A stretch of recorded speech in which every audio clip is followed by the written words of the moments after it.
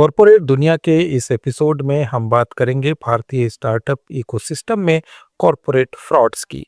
एक समय जब बिजनेस न्यूज़ में सिर्फ सफलता की कहानियां सुनाई जाती थीं, आज उसी इकोसिस्टम में बड़े-बड़े घोटालों की खबरें आ रही हैं। इनमें सबसे चर्चित नाम है बायजूस, जो एक बार $22 बिलियन की वैल्यूएशन वाला देश का सबसे बड़ा एडटेक स्टार्टअप था। आज वो $533 मिलियन के फंड मिसयूज के आरोपों में फंसा हुआ है। वाईजू रविंद्रन ने 2011 में एक छोटे से ट्यूशन ऐप से शुरुआत की थी। इस कंपनी ने तेजी से ग्रोथ की। 2022 तक बायजूस की वैल्यूएशन $22 बिलियन यानी लगभग 1.8 लाख करोड़ रुपए तक पहुंच गई।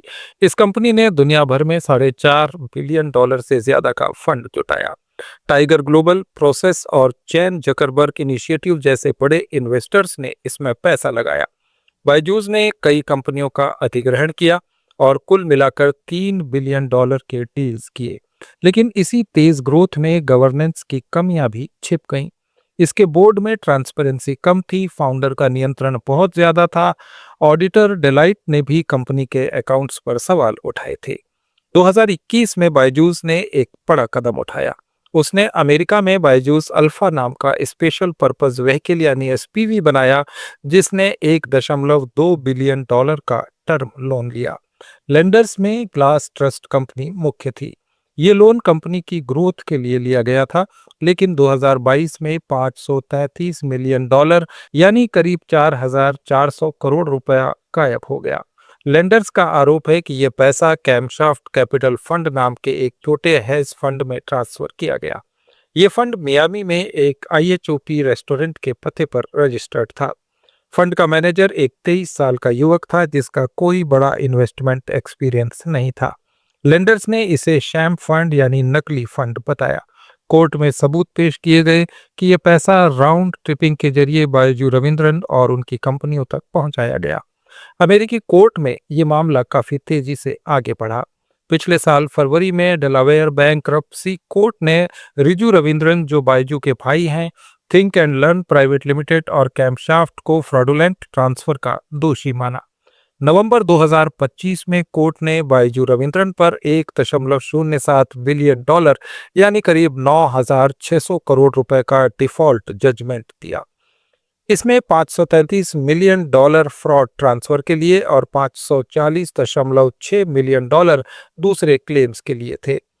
जज ने कहा कि फाउंडर ने कोर्ट के ऑर्डर्स की बार बार अनदेखी की और जांच में सहयोग नहीं किया। लेकिन पिछले साल दिसंबर में कोर्ट ने अपना फैसला संशोधित भी कर दिया। डैमेज अभी तय नहीं हुए थे, इसलिए इस साल जनवरी से नया डैमेजेस फेज शुरू हुआ। मार्च तक ये फेज चल रहा है। बायजू रविंद्रन ने इसे अपनी जीत बताया। उन्होंने कहा कि कोई भी डॉलर अभी चुकाना नहीं पड़ा। वे ग्लास ट्रस्ट पर $2.5 बिलियन का डैमेज क्लेम करने की तैयारी में हैं। बायजूस के फाउंडर्स का दावा है कि $533 मिलियन का पैसा थिंक एंड लर्न में ही लगाया गया था और भारतीय कानूनों का पालन किया गया। भारत में भी मिनिस्ट्री ऑफ कॉर्पोरेट अफेयर्स ने 2024 में 1 साल तक जांच की। रिपोर्ट में फाइनेंशियल फ्रॉड नहीं मिला, लेकिन गवर्नेंस में कमियां उजागर की गईं। बोर्ड को अधिग्रहणों की पूरी जानकारी नहीं दी गई थी।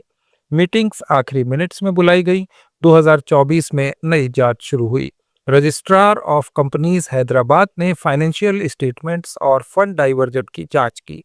ईडी ने भी 2023 में $1.12 बिलियन के फेमा वायलेशंस का नोटिस दिया। कंपनी पर आरोप था कि विदेशी रेमिटेंस के डॉक्यूमेंट्स समय पर जमा नहीं किए गए। इस सब के कारण कंपनी की वैल्यूएशन तेजी से गिरी। $22 बिलियन से घटकर $1 बिलियन या इससे भी कम रह गई। 85,000 नौकरियां चली गईं और 25 करोड़ छात्रों पर असर पड़ा। सबसे बड़ा सवाल गवर्नेंस का है। बायजूस में फाउंडर का डोमिनेंस बहुत ज्यादा था। बोर्ड में इंडिपेंडेंट डायरेक्टर्स की भूमिका कमजोर थी।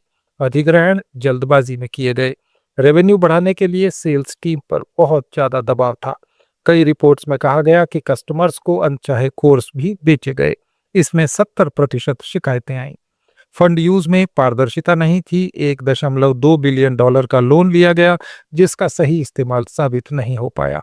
लेंडर्स को लगता है कि पैसा पर्सनल बेनिफिट या रिलेटेड पार्टी ट्रांजैक्शंस में चला गया। फाउंडर अकाउंटेबिलिटी का मुद्दा सबसे महत्वपूर्ण है।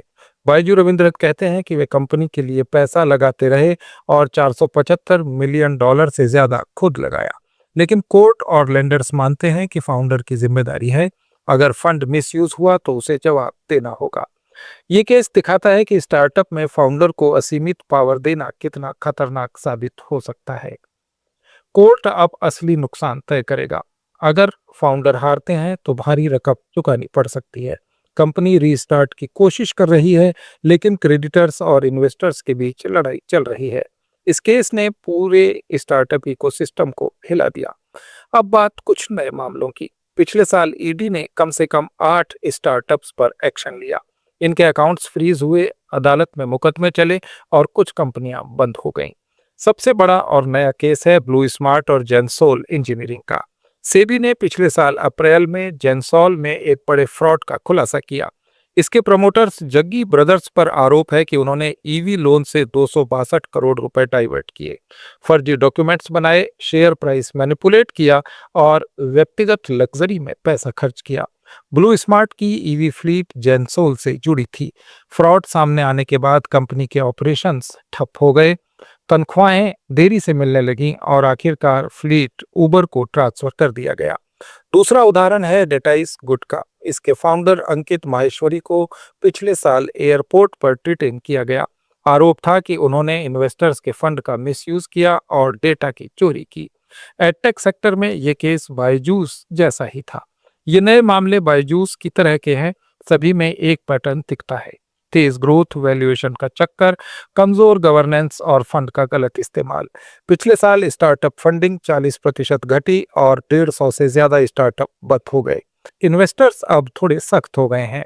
वे बोर्ड में ज्यादा सीट मांग रहे हैं और फाइनेंशियल ट्रांसपेरेंसी की डिमांड कर रहे हैं। भारतीय स्टार्टअप्स के लिए ये जागने का समय है। सरकार भी सख्त हो रही है। एमसीए, ईडी और सेबी की जांचें बढ़ रही हैं। इन्वेस्टर्स अब सिर्फ आइडिया नहीं, सॉलिड गवर्नेंस भी देखना चाहते हैं। बायजूस का मामला दिखाता है कि अगर गवर्नेंस कमजोर हुई तो कितनी भी बड़ी कंपनी गिर सकती है। नए केस जैसे ब्लू स्मार्ट और जेंसोल इसी की पुष्टि करते हैं। बिजनेस में सफलता सिर्फ ग्रोथ से नहीं आती, वो सस्टेनेबल गवर्नेंस, सही फंड यूज और फाउंडर्स की जवाबदेही से आती है। बायजूस का मामला हमें याद दिलाता है कि सपनों के साथ जिम्मेदारी भी जरूरी है। कॉर्पोरेट दुनिया में आज इतना ही।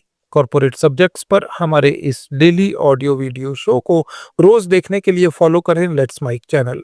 आप इसे रेडियो पर भी लेट्स माइक ऐप डाउनलोड कर सुन सकते हैं। जुड़े रहिए लेट्स माइक के साथ।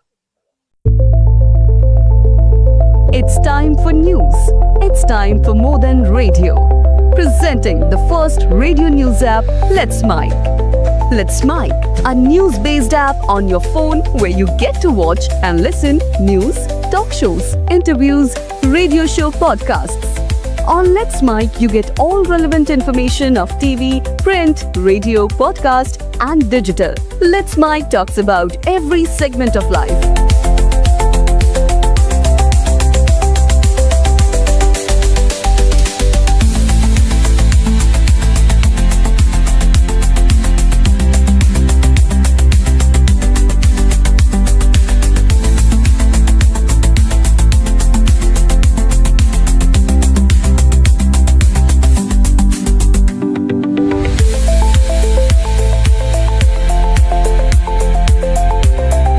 Download the app now from Play Store. Available both on Android and iOS mobile phones. Follow us on YouTube, Instagram, Twitter.